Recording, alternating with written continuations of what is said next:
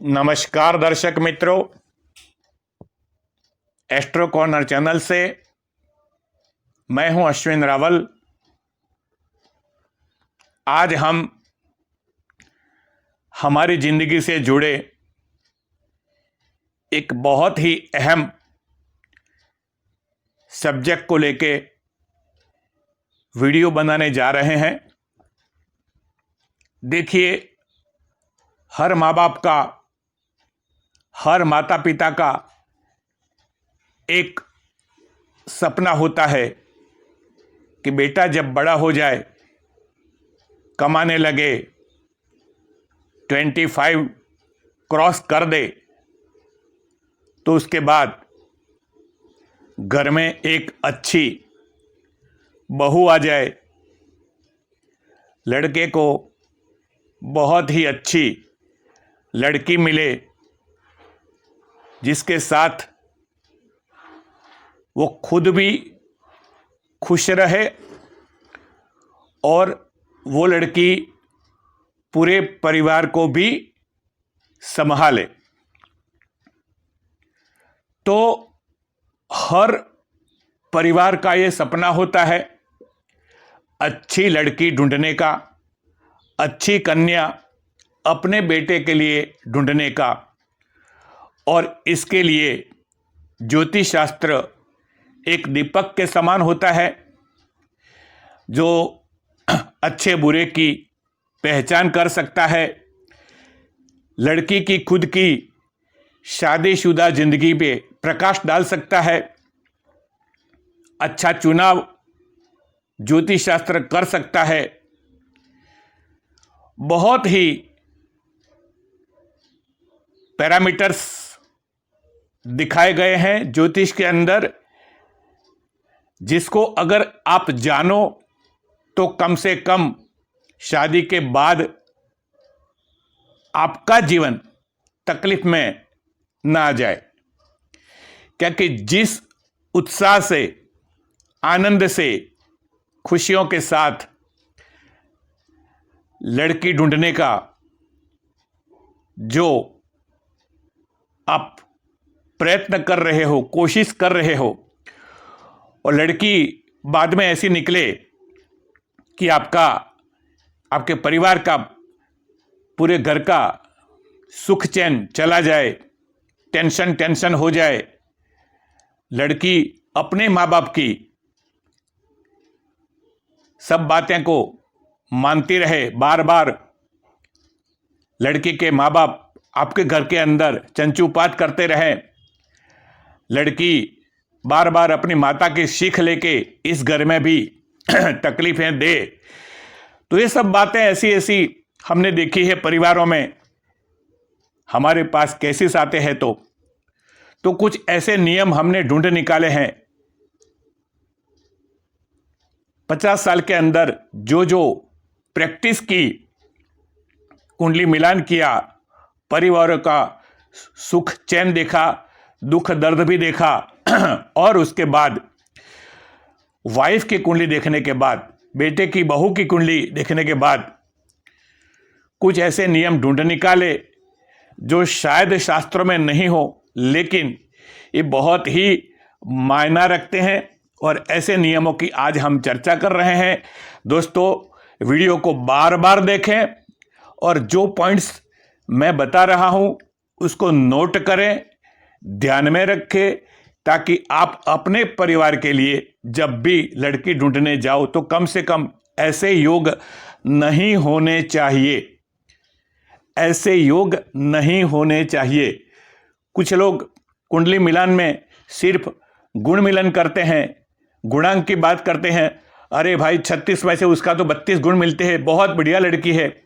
पंडित जी बोल रहे हैं ना, 36 में से 32 गुण, 36 में से 30 गुण, क्या बात है, ऐसी लड़की जिंदगी में किसी को नहीं मिल सकती। बकवास है, पूरा बकवास है, ऑनेस्टली स्पीकिंग। गुण मिलान के ऊपर, सिर्फ गुण मिलान के ऊपर मत जाइए।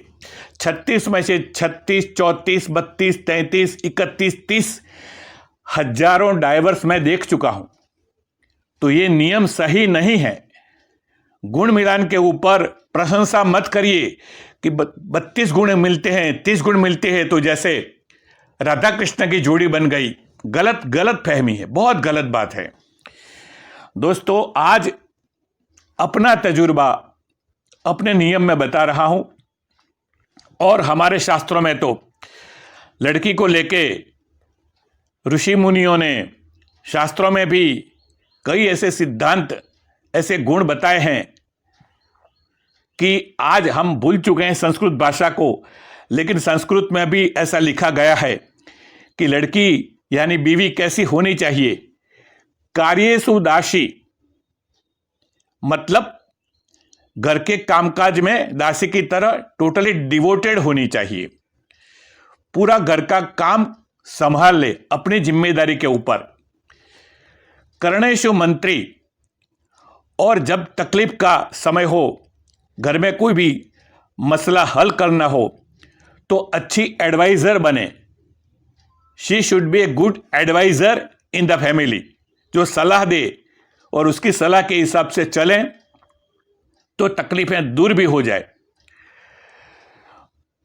रूपे च लक्ष्मी, रूपे च लक्ष्मी, यानी लक्ष्मी जी का जैसा सौंदर्य था ऐसा ही मन भावन वो देखने में हो, खूबसूरत दिखे, बेटे के साथ उसकी जोड़ी अच्छी रहे, तो रूप का भी महत्व शास्त्रों ने दिखाया है। क्षमया धरित्री, जो क्षमाशील हो, सहनशील हो, सहिष्णु हो, छोटी छोटी बातों को ध्यान में न ले, सबकी गलतियां को भूल जाए, सबको क्षमा करे, अपने मन के अंदर कोई बैर भाव ना रखे। भोज्येषु माता, रसोई भी बहुत अच्छी बनाए और माता की तरह आग्रह कर करके अपने हस्बैंड को, परिवार को खाना खिलाए, बहुत केयर करे, अच्छी डिशेस भी बनाए और प्यार से परिवार को खिलाए। शयनेषु रंभा, आजकल जिसका महत्व बहुत बढ़ गया है वो है बैड हैप्पीनेस, सेक्सुअल प्लेजर। तो सेक्सुअल प्लेजर में भी वो पति को संतुष्ट रखे। इसके बारे में ज़्यादा चर्चा ये YouTube वीडियो में मैं नहीं करूंगा, लेकिन इसके बहुत सारे कहने का मतलब बहुत गहराई से है, लेकिन पति को खुश रखे इतना ही हम इसके बारे में कहेंगे। तो ये सब षट कर्म युक्ता, ये 6 गुण जिसके अंदर हो, ऐसी ही लड़की कुल धर्म पत्नी कहलाती है। दोस्तों, अब हम सिद्धांतों के ऊपर जाएंगे। पहले भी मैं कह चुका हूं कि अगर लड़की का मिथुन या कन्या लग्न है तो लग्न में मंगल नहीं होना चाहिए, 4th हाउस में मंगल नहीं होना चाहिए, 7म स्थान में मंगल नहीं होना चाहिए, 8म स्थान में मंगल नहीं होना चाहिए और 12वें स्थान में मंगल नहीं होना चाहिए, या मंगल और गुरु का कनेक्शन नहीं होना चाहिए। अगर ऐसा होता है तो शादी के बाद पति पत्नी में हमेशा तकलीफें आती हैं, सेपरेशन होता ही होता है, शादीशुदा जिंदगी में दरारें पड़ने चालू हो जाती हैं। तो मिथुन लग्न में और कन्या लग्न में मंगल खास करके 7म स्थान में नहीं होना चाहिए। और अगर लग्न में मंगल हो, 7म स्थान में मंगल हो, 4th स्थान में मंगल हो, तो गुरु के साथ कनेक्शन ना हो लेकिन गुरु की उसके ऊपर दृष्टि होनी चाहिए तो प्रॉब्लम नहीं है। 4th स्थान में अगर मंगल है और उसके ऊपर गुरु की दृष्टि है, 5वीं या 9वीं, या 7म स्थान में मंगल है मिथुन और कन्या लग्न में और उसके ऊपर भी गुरु की 5वीं या 9वीं दृष्टि है, या 12वें स्थान में मंगल है और उसके ऊपर गुरु की 5म या 9वीं दृष्टि है, तो वो मंगल गुरु के कंट्रोल में आ जाता है, तो कुछ नहीं बिगाड़ सकता। तो एक्सेप्शन अगर ना हो तो मंगल को कम से कम मिथुन कन्या लग्न में 7म स्थान में 12th हाउस में आप खास टालिए। एक ये बात है। दूसरी, सप्तम स्थान शादीशुदा जिंदगी का बहुत अहम स्थान है। वहां सूर्य मंगल की युति नहीं होनी चाहिए, वहां शनि मंगल की युति भी नहीं होनी चाहिए। जहां तक हो सके इसको भी आप टालिए। 12वें स्थान में मंगल वैसे अच्छा नहीं कहलाता, वो शादीशुदा जिंदगी में बेडरूम हैप्पीनेस में अच्छा नहीं कहा जाता। फिर भी मेष, कर्क, तुला और धन लग्न में 12वें स्थान का मंगल अलाउड है। अगर मेष लग्न है, कर्क लग्न है, तुला लग्न है या धनु लग्न है और 12वें स्थान में मंगल है तो उसका टेंशन आप मत करें। वो मंगल इतना खराब शादीशुदा जिंदगी नहीं करता। मंगल के साथ अगर राहु है तो लड़की बहुत जिद्दी, डोमिनेटिंग हो जाती है। और मंगल के साथ राहु डिग्रीकल क्लोज है तो खास ध्यान रखिए। मंगल जैसे 5 डिग्री का है, राहु 28 का है तो टेंशन मत करो। एक राशि में होने का मेरा मतलब यही है कि 5 डिग्री के अंदर उसका कनेक्शन होना चाहिए, तो ही इसको युति बोलेंगे हम। यानी मंगल और राहु अगर 5 डिग्री के अंदर क्लोज है तो ऐसी लड़की डोमिनेटिंग होती है, जिद्दी होती है, अपने मन में जो आया वो ही करती है। तो ऐसे भी पात्र को हो सके तो और ग्रह देख लीजिए, नहीं तो टाल दीजिए। तुला राशि का मंगल केतु बिल्कुल एडवाइजेबल नहीं है। तुला का मंगल केतु शादीशुदा जिंदगी को तुड़वाता है। तुला राशि का मंगल इतना अच्छा नहीं माना जाता और उसके अंदर भी अगर मंगल राहु या मंगल केतु तुला राशि में बैठे हैं तो शादीशुदा जिंदगी में ऐसा पात्र अगर मिलता है तो शादीशुदा जिंदगी अच्छी नहीं रहती। तो मंगल केतु का कनेक्शन या मंगल राहु का कनेक्शन अगर सेकंड हाउस में यानी फैमिली हाउस में है, सप्तम स्थान में है या 12वें स्थान में है तो इसको टालिए। मंगल राहु या मंगल केतु का कनेक्शन लड़की की कुंडली में सेकंड हाउस में है, सप्तम स्थान में है या 12वें स्थान में है तो उसको आप टालिए। तीसरी बात जो हमने पहले भी बताया था कि लड़की शादी के बाद थोड़े ही महीनों में अलग रहने की बात करे,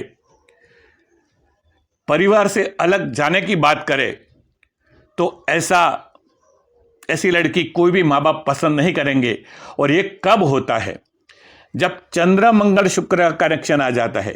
चंद्र मंगल शुक्र एक साथ अगर लड़की की कुंडली में बैठे हैं और वो क्लोज हैं, मैंने पहले भी बताया कि कनेक्शन क्लोज होना चाहिए तो ही इसको युति बोलेंगे। तो चंद्र मंगल की युति है, बहुत एक्सपेंसिव होती है लड़की, बहुत शौकीन होती है, यानी पति के बहुत पैसे वो खर्च करती है चंद्र मंगल की अगर युति है तो। और चंद्र मंगल शुक्र की युति हो जाती है तो इतनी स्वतंत्र मिजाज की होती है और इतने बड़े बड़े सपने होते हैं, बड़ी बड़ी महत्वाकांक्षाएं होती है, जिंदगी को एंजॉय करने की इतनी चाह होती है कि कुछ ही सालों में अगर पति का सैलरी कम है, इनकम कम है तो वो धीरे धीरे शादीशुदा जिंदगी में बहुत ही असंतोष पैदा कर देती है। पति का जीना भी कभी कभी हराम हो जाता है। बहुत छोटी छोटी बातों को लेके सुनाती है, ताने सुनाती है, एक्सपेंस करती रहती है। पति की चाहे इनकम कुछ भी हो लेकिन वो अपनी मनमानी करती है। ऐसा कब होता है? चंद्र मंगल शुक्र का कनेक्शन कोई ऐसे सेंसिटिव पॉइंट में आ गया तो ये लड़की को बहुत आजाद मिजाज की बना देते हैं और थोड़े ही साल के अंदर, 1 या 2 साल के अंदर ही पति को अपने परिवार से अलग रहने के लिए उकसाती रहती है। तो ये चंद्र मंगल शुक्र अगर गुरु की दृष्टि में ना हो तो, फिर से मैं बताता हूं, गुरु एक ऐसा ग्रह है जो परिवार को लेके चलता है, परिवार को संभलता है, परिवार का ध्यान रखता है। तो गुरु अगर ऐसे चंद्र मंगल शुक्र के ऊपर दृष्टि करता है सामने से या पंचम नवम, यानी चंद्र मंगल शुक्र के साथ अगर गुरु है, चंद्र मंगल शुक्र के सामने गुरु है, चंद्र मंगल शुक्र के ऊपर गुरु की पंचम या नवम दृष्टि है, तो टेंशन मत करिए। तो जो भी उसकी महत्वाकांक्षा है, उसकी जो भी इच्छा है, वो पूरी होती रहेगी, या अगर नहीं भी होगी तो भी वो मन मार के रह जाएगी, लेकिन झगड़ा क्लेश या अलग होने की बातें नहीं करेगी, क्योंकि गुरु उसको कंट्रोल कर लेता है। दूसरी बात आती है तुला राशि के सूर्य शनि। तुला राशि के सूर्य शनि बहुत डोमिनेटिंग बनाते हैं, क्योंकि उच्च का शनि बन जाता है और सूर्य भी उसके साथ आता है, तो ऐसी लड़की डोमिनेटिंग हो जाती है और पूरा का पूरा हस्बैंड को अपने कंट्रोल में ले लेती है। तो ये बात भी आपको ध्यान में रखनी चाहिए। तीसरी बात कि सूर्य शनि और चंद्र शनि ये फैमिली ओरिएंटेड होते हैं। मतलब अगर तुला का सूर्य शनि ना हो, लेकिन सूर्य शनि का कनेक्शन हो, चंद्र शनि का कनेक्शन हो, तो ऐसी लड़कियां खास पसंद करें, क्योंकि चंद्र शनि का कनेक्शन होता है या सूर्य शनि का कनेक्शन होता है तो परिवार को साथ लेकर चलने वाली लड़की होती है, डिवोटेड होती है, हार्ड वर्किंग होती है, केयरिंग होती है, अच्छी रसोई बनाने वाली होती है, यानी पूरे परिवार की जिम्मेदारी, सबका ख्याल रखने वाली अगर कोई लड़की होती है तो वो वही होती है जिसके अंदर चंद्र शनि का कनेक्शन है या तो सूर्य शनि का कनेक्शन है। ये बातें बहुत मायना रखती है। लड़की की कुंडली जब भी देखो तब गुण मिलान के ऊपर मत जाओ, लेकिन मैंने जो ये सिद्धांत बताए उसके ऊपर खास गौर करें कि इसकी कुंडली में अगर ऐसा कुछ है या नहीं। तीसरी बात, लड़की का 4th हाउस अगर स्ट्रांग है, जैसे 4th हाउस में उच्च का मंगल पड़ा है, कुंभ का शनि है, मकर का शनि पड़ा है, वृश्चिक का मंगल पड़ा है, मंगल और शनि अगर स्ट्रांग बन के 4th स्थान में बैठे हुए होते हैं, या सूर्य भी 4th स्थान में सिंह राशि का होता है, तो ऐसी लड़कियां अपने माता पिता यानी अपने पेरेंट, खुद के माता का कहा ज्यादा मानते हैं और हर बात, अपने परिवार की बात को भी अपनी माता के साथ शेयर करती रहती है और उसकी एडवाइस को इस घर में भी वो अमल करना चाहती है, और जिसके हिसाब से बार बार उसके मदर का इंटरफेरेंस बढ़ जाता है लड़की का। तो ये बात भी आपको ध्यान में रखनी चाहिए कि 4th हाउस अगर डोमिनेटिंग है लड़की की कुंडली में, तो 4th हाउस का यानी उसके मदर का कंट्रोल शादी के बाद भी चालू रहेगा। मायके जाएगी, बार बार मायके जाएगी, मायके से बार बार वापस नहीं आएगी, ज़्यादा समय मायके में रहेगी। ये सब बहुत सारी बातें संसार में हमने देखी है, जिसके हिसाब से कुंडलियां देख देख के ऐसे नियम हमने निकाले हैं जो आपके साथ साझा कर रहे हैं, शेयर कर रहे हैं। दोस्तों, बस इतना ही कहूँगा कि अच्छी लड़की चाहिए, अच्छी बहू चाहिए बेटे के लिए। तो ये जो सिद्धांत हैं इसको बार बार सुने, नोट डाउन कर लें, और जो लड़की आप देखें, प्रपोजल जो भी आपके सामने आए उसके अंदर ये सब बातें तो नहीं है ना, ये सब चेक करने की कोशिश करें और सूर्य शनि का कनेक्शन देखें, चंद्र शनि का कनेक्शन देखें। दूसरी बात मैं आपको बताऊं कि शनि मैं नेगेटिव नहीं मानता शादीशुदा जिंदगी में, क्योंकि शनि जो है ना वो एक परिवार को लेकर चलने वाला ग्रह होता है, यानी हार्ड वर्कर है, परिवार का ध्यान रखने वाला होता है, केयरिंग होता है। शनि को नेगेटिव हम मानते हैं, लेकिन वो कुछ लग्नों में वो नेगेटिव, जैसे कर्क लग्न है, सिंह लग्न है, मीन लग्न है, तो शनि का पोर्टफोलियो अष्टम स्थान का होता है, 12वें स्थान का होता है, 6ठे स्थान का होता है। तो ऐसे लग्नों में वो डेफिनेटली नेगेटिव रिजल्ट देता है। बाकी शनि सप्तम स्थान में इतना खराब नहीं है। अगर शनि लग्न में बैठा है तो वो लड़की सच में अच्छी है। अगर शनि सप्तम स्थान में बैठा है तो भी वो लड़की केयरिंग है। 10th हाउस में अगर शनि बैठा है लड़की की कुंडली में तो भी वो लड़की अच्छी ही होगी, केयरिंग होगी। चंद्र के साथ शनि है तो भी केयरिंग होगी। यानी शनि लग्न में है, 4th हाउस में है, सप्तम स्थान में है, 10th हाउस में है, 11वें स्थान में है, जो लग्न को देखता हो शनि, और चंद्र के साथ शनि का कनेक्शन है, तो ऐसी लड़कियां भी परिवार को लेकर चलती है, ससुराल में आने के बाद परिवार का ध्यान रखती है, माता पिता का, सास ससुर का ध्यान रखती है, देवर का ध्यान रखती है, जेठ जी का ध्यान रखती है, यानी वो डिवोटेड हो जाती है नए घर में आने के बाद। तो ये सब बातें कुंडली देखने के बाद ही हमको पता चलती है कि हाँ, ये लड़की सही है, इसको ही हमको पसंद करना चाहिए। जी हाँ, आप समझ गए मेरी बात को। लड़के ढूंढो तब ये सब बातों, ये सब जो पैरामीटर्स मैंने दिए हैं, ये सब बातों को ध्यान में रखे तो शायद बेटे की शादी के बाद जो बहू आएगी सच्चे अर्थ में, सही मायने में गृह लक्ष्मी बनकर आएगी। नहीं तो शादीशुदा जिंदगी, शादी करने के बाद आपकी खुद की जिंदगी भी परेशान हो सकती है। बस वीडियो को लाइक करते रहें, व्हाट्सएप ग्रुप में ज़्यादा से ज़्यादा लोगों को आप फैलाते रहिए ताकि बहुत सारे लोगों को भी ये सब बातें जानने को मिले। बहुत ही अनुभव की बातें हैं, तजुर्बे की बातें हैं, और इसको लाइटली मत लीजिए। बहुत इसके पीछे अनुभव है और एक ठोस सिद्धांत मैंने बताए हैं जो प्रैक्टिकल लाइफ में सही पाए गए हैं। दोस्तों, अपने निजी प्रॉब्लम के लिए भी आप हमारा संपर्क कर सकते हैं। नमस्कार। बस आज इतना ही। आपका लग्न जीवन भी सुखमय रहो।